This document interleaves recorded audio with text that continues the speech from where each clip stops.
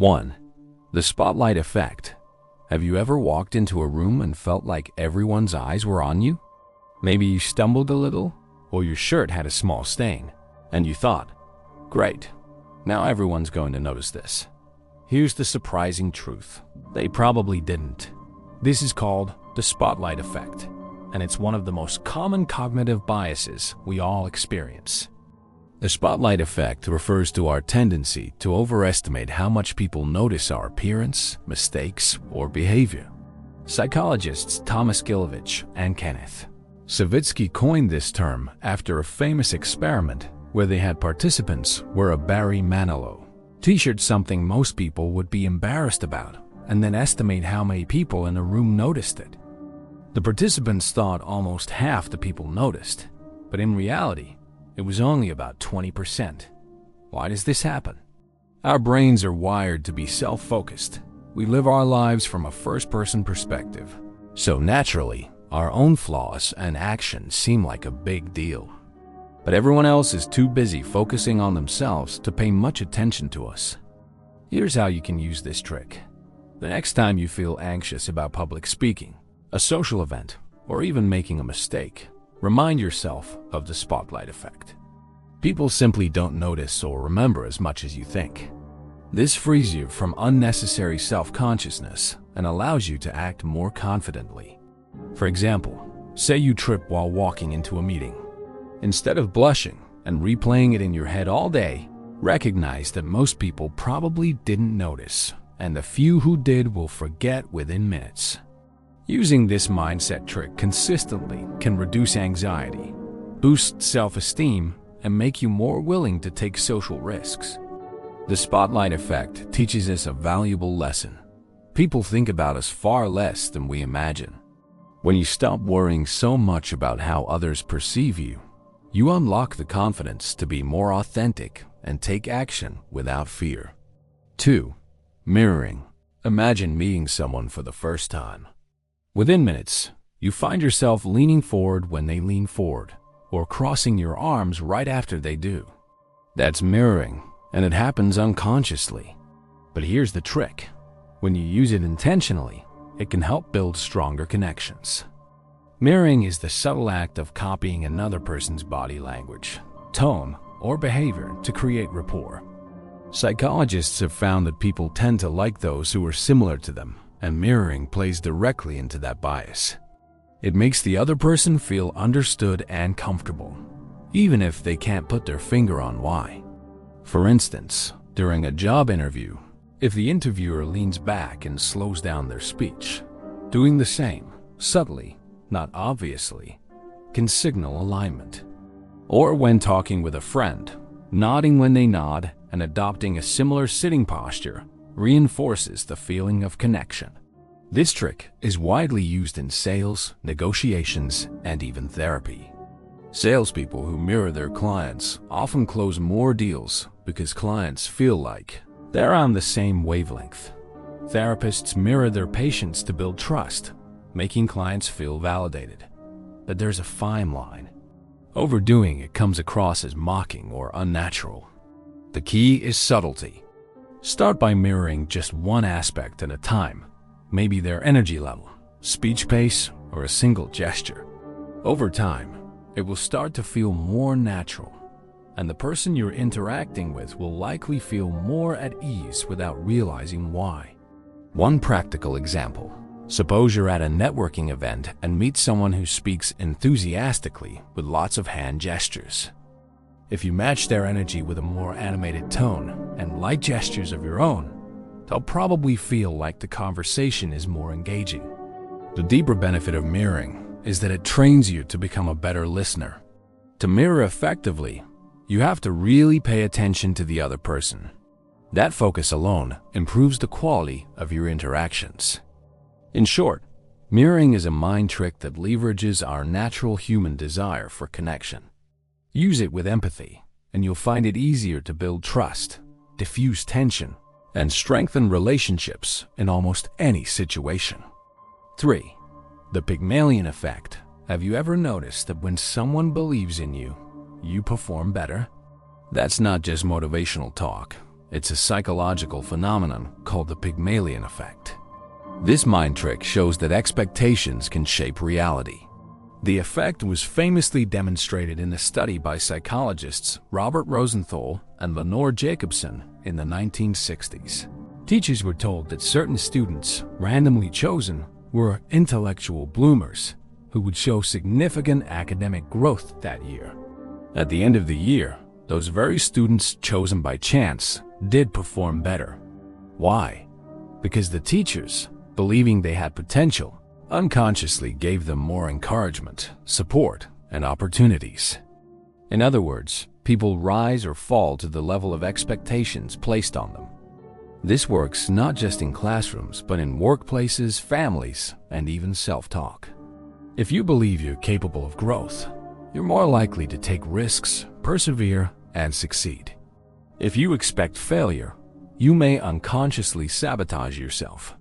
Here's how you can apply the Pygmalion effect in your own life. Set high expectations for yourself.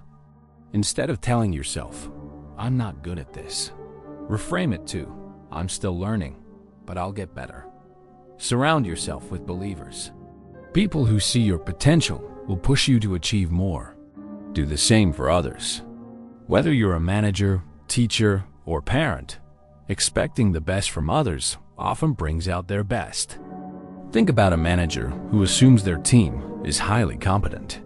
They'll delegate more responsibility, provide challenging projects, and express confidence in their employees. In turn, the employees step up, motivated by the belief that they're trusted and capable. On the other hand, a manager who expects mediocrity will often get exactly that. The Pygmalion effect is powerful because it reminds us of the influence our beliefs have not only on ourselves, but on others. Every interaction is an opportunity to reinforce someone's potential or limit it. So the next time you doubt yourself, remember, your expectations act like self-fulfilling prophecies. Expect more, and you'll achieve more. Expect little, and you'll shrink into those limits. This trick is less about manipulation and more about empowering yourself and those around you. 4. The pause trick. Conversations are like a dance. Sometimes we step forward too quickly, filling every silence with words. But here's a powerful mind trick. Embrace the pause. After you ask a question, resist the urge to fill the silence. That extra beat of quiet often encourages the other person to reveal more than they planned. This works because silence creates a little discomfort. Most people rush to fill that gap, and in doing so, they tend to speak more openly and honestly. In psychology and sales training, this is sometimes called the pregnant pause. For example, imagine you're in a job interview and the recruiter asks, "What do you expect in terms of salary?" Instead of answering immediately with the lowest number you're willing to accept, you pause. The silence may prompt them to clarify or even offer a higher range before you speak. Similarly, in everyday conversations, if you ask a friend, "Are you okay?" and then stay quiet, they're more likely to open up instead of brushing it off with a quick "I'm fine." The pause gives space for depth. The pause trick also works wonders in negotiations. Lawyers, salespeople, and even therapists use silence as a tool to draw out more information. In arguments, pausing can diffuse tension and give the other person time to process, rather than escalating with rapid-fire responses. To use this trick effectively, ask a thoughtful question.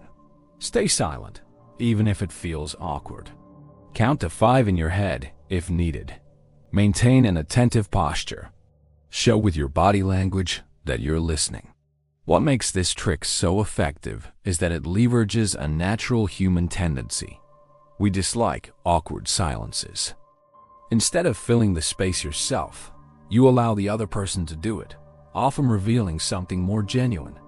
It's not about manipulation. It's about creating space for honesty and clarity. By pausing, you signal that you're interested in the other person's words and willing to give them room to think. In a world that values quick responses and constant chatter, the pause trick is a refreshing reminder that sometimes silence speaks louder than words. 5. Reframing life is full of challenges, but how we interpret those challenges makes all the difference. This is where the mind trick of reframing comes in. Reframing means changing the way you look at a situation so it shifts from negative to more empowering. For instance, instead of saying, "I have to go to work today," try saying, "I get to go to work today." That small change flips the task from obligation to opportunity. You're reminding yourself that having a job is a privilege that supports your life. Reframing is widely used in cognitive behavioral therapy, CBT, where therapists help clients change unhelpful thought patterns. For example, a setback at work can be reframed not as a failure, but as feedback or a chance to improve. This trick works because our brains interpret events through the lens of language and perspective. Change the frame and you change the emotional impact. Think of it like putting a new frame on an old picture. The image is the same, but the way you perceive it shifts dramatically. Let's take public speaking.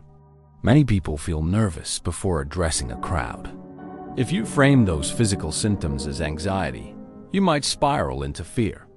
But if you reframe them as excitement, your brain interprets the same racing heart and sweaty palms in a more positive light. Reframing also boosts resilience. Imagine missing a flight. You could frame it as a disaster, or you could reframe it as unexpected extra time to relax, catch up on emails, or even explore the airport bookstore. The situation doesn't change, but your experience of it does.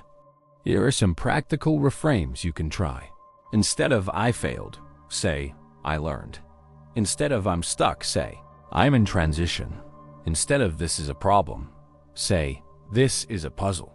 The beauty of reframing is that it doesn't deny reality. It just gives you a more useful perspective. When practiced consistently, reframing reduces stress, improves problem solving, and helps you stay optimistic even in tough times. So remember, you can't always control what happens, but you can control the frame you put around it. That small shift often makes the biggest difference. Final thought. These 5 mind tricks, the spotlight effect, mirroring, the Pygmalion effect, the pause trick, and reframing, aren't about manipulating people. They're about understanding psychology and using it to improve confidence, relationships, and resilience in everyday life.